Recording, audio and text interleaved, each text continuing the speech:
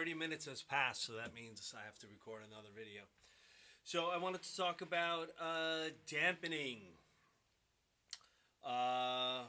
What to use, what not to use maybe. And I can tell you right now, I am not going to be getting a Moon Gel endorsement after this video. Not that I need one. So check this out. I think we're all familiar with Moon Gel or anything that is like commercially sold by Evans.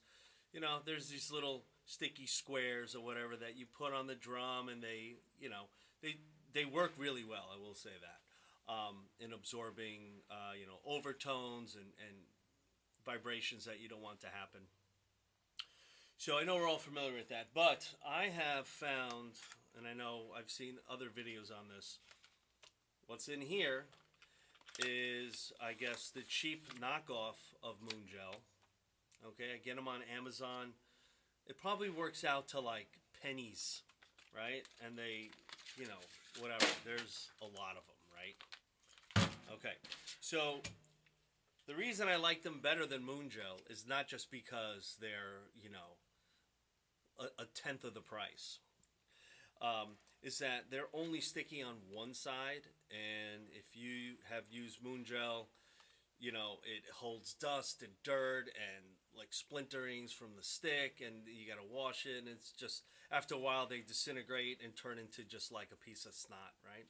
So I would say forget the Moon Gel, go with these little cheap Amazon jobs. They work amazingly well.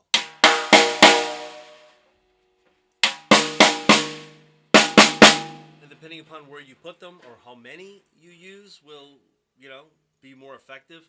If you put the gel on close to the center of the drum, so I know you can't see, but it's about 3 inches in from the rim.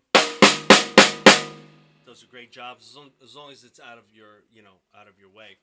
You can use 2, 3, whatever. Like I said, they only have one sticky surface. They are reusable. If they start not to stick, you could just wash them with soap and water, let it dry, put it back on. The other thing, which is even cheaper than that, is you don't even need good duct tape, but just regular old duct tape. And I think what you don't want to do is just take the tape. Let's see if I put it here, you can see. Don't just put the tape on the drum, right? That will do almost nothing. Let's take this off. Okay? What you want to do is you put a little fold in it, like so. Okay? And what that fold does, at least in my mind, I visualize the vibrations traveling around the drum head. And when the tape is flat, the vibrations just keep going through the tape. But when you have this little lip, this little fold, I feel like as they're going around the drum, they get caught up in this, dead end. And the drum is more effectively muted. And one trick I've never seen done before, but is you take your piece of tape, you do your fold, right?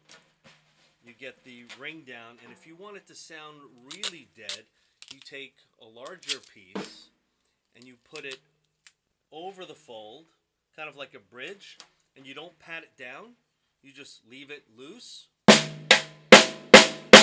And I feel like this sounds like having 5 Moon Gels. So, quick dampening trick on the tops of drums, the bottom of drums, snares. I've even, put them on cymbals for whatever reason. But nothing's really going to be learning how to properly tune drums. But let's say you're on a gig, you're using house drums, you need to quickly get from point A to point B.